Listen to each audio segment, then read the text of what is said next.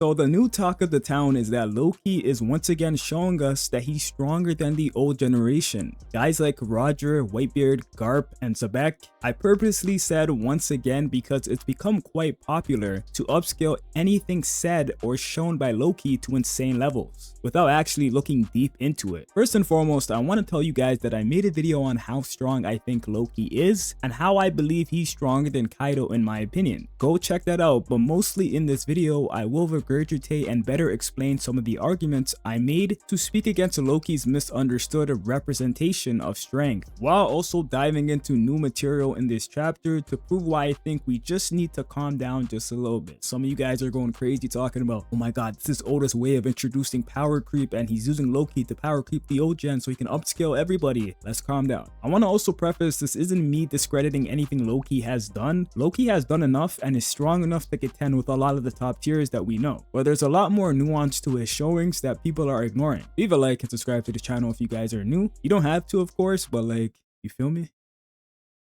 So now, let's firstly talk about what happened 2 chapters ago, because not only is us breaking down this fight going to give us further context to what was said in this chapter, but it's also the biggest reason as to why people believe Loki is as strong as he is. Saying Loki beat Holy Knight Herald as an argument is a bit disingenuous. Loki obtains the fruit, then Herald decides to directly slash him with his axe. Loki, seemingly like a Logia, disperses his body to avoid the attack, and then sends Herald flying. This moment is the only moment where I can actually credit Loki being able to get a feat on Herald. I say that because this moment led to evil Herald losing control of his body, thus leaving Herald's body defenseless. If you take a look at the first hit I mentioned, it takes his arm off with the Abyssal Seal. It seems like Loki using his Devil Fruit to remove the part of the body that had the seal on it made Herald regain consciousness, thus why he was just standing there after Loki hit him and why he seemed defenseless afterwards. The evidence that supports this is that when the arm that had Herald's seal was growing back, Oda made sure he emphasized that the seal is about to reform on Herald's body again. And immediately after, in the next panel, has Herald tell Loki he needs to hurry up since his evil version of Herald was about to come back and take over. This is not a coincidence. Loki removes the seal, Herald stands still, then he turns back to normal for a brief moment. We get an emphasized panel of his seal about to come back, and then have Herald say Loki needs to hurry, he's about to turn back. All that is just not a coincidence to me. You're telling me the seal gets removed, and then all of a sudden Herald just starts getting destroyed, seemingly like he can't even fight back, and then we find out he just came back to his regular self, and then we come to find out after that hey, the seal is going to come back onto his body, it's reforming, you gotta hurry up. The seal leaving in the first place obviously plays a factor in my opinion. So that whole sequence, besides the first strike Loki landed on Herald, it seems like it has asterisks to it, and it seems like there's other stuff going on, and there's nuance to that situation from what it seems like. So Loki being the guy to just quote unquote beat the brakes off a Holy Knight Herald as your reasoning to him being stronger than all these old legends isn't really convincing me. Oh, and by the way, I hope I don't have to point out that Herald gave him the finishing blow. Some people just vaguely say he was able to kill Herald, as if there's no context. Don't be that roach. But Bond saying I can't believe someone could kill a Holy Knight isn't necessarily Loki being stronger than them either, or any of the old gen for that matter. Bond says no matter how badly we injured him, his body kept repairing itself. It's shocking to think someone could actually stop him, because it's under the assumption that no one else was able to stop Herald aside from Loki,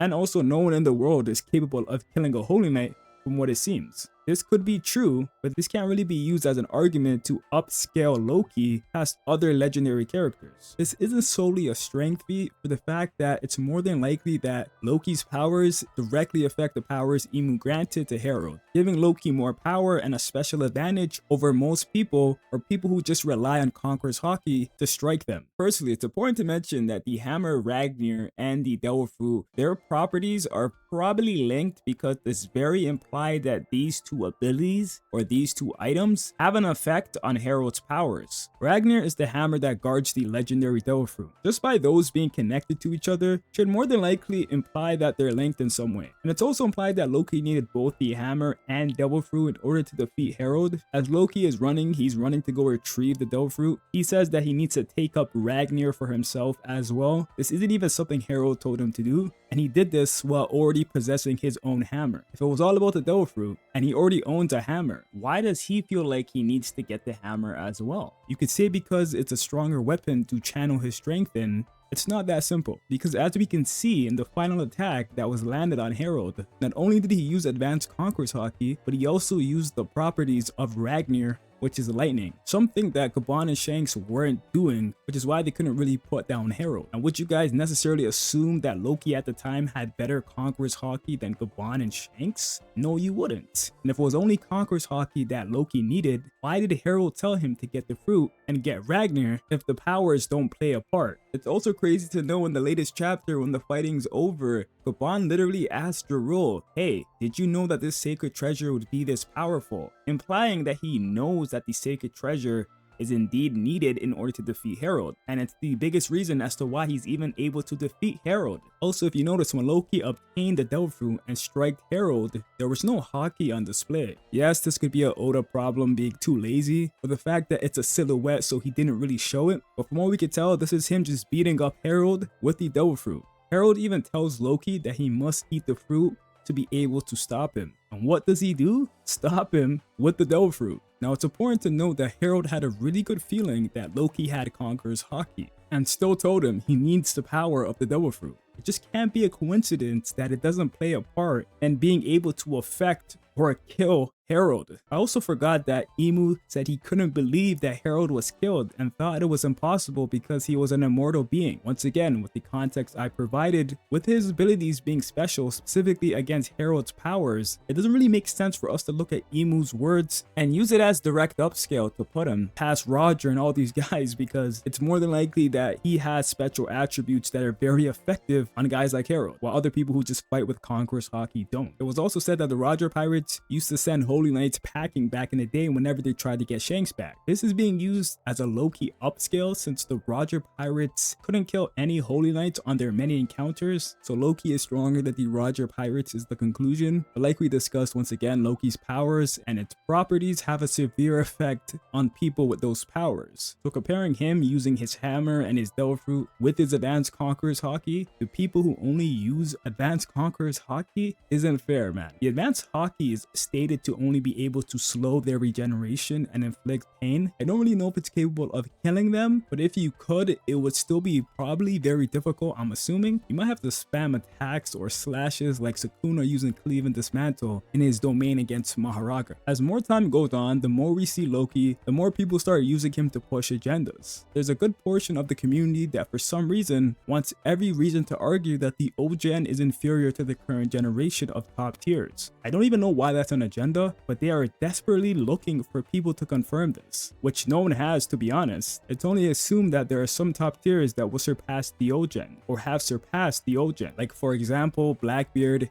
Mihawk, and Akainu. These three have very solid arguments for being stronger than the old gen characters for what they represent and the roles they will play in the future. But even then, these characters' strength hasn't been portrayed or showed to be greater than the old gen, I would argue. But if someone wants to put them above them, I get it, because of narrative implications. But we can't just do that for everyone with no basis. With Loki, from what we know as of right now, he doesn't necessarily play a role in the story or in the future that makes it very likely that he's currently stronger than guys like Roger or Zebek. That's a matter of interpretation, of course, but the story, from what we can tell right now, doesn't paint him as someone being stronger than those guys. But another way of showcasing that he's stronger would be what he's capable of doing or what he's done. Like I just explained to you guys, the things Loki was able to do in the last 2 chapters aren't as simple as he beat a Holy Knight Herald, so he's stronger than everyone Holy Knight Herald was stronger than. Or he's the only one able to kill a Holy Knight, so the Roger pirates weren't able to do that. It means he's stronger than Roger. There's a lot of layers to how he defeated Herald. If Loki goes on to do something crazy to Imu, and there's nothing special about what he's doing, it's just his power that's just so strong, that's why he's able to do it against Imu, then we can talk, we can have some discussions. He gets defeats, but he just doesn't have them right now from what we can tell. There's just too much nuance. Can Loki look stronger than the old gen? Yes, it's possible, and if that's the case, I'll try my best to be transparent about it. But the problem occurs is that we come to the conclusion based on insufficient information. I get it, you want to latch on to anything to push the agenda, but can you at least push it with more to work with? If you made it this far, you probably like me, and I like you too. So do me the favor of subscribing to my second channel, Baby S.I.Q, because as you could probably tell, a person's been hacking into my stuff. I don't know how he's doing it, but I'm pretty sure I solved it. But just in case, just in case, subscribe to Baby S.I.Q. Thank you.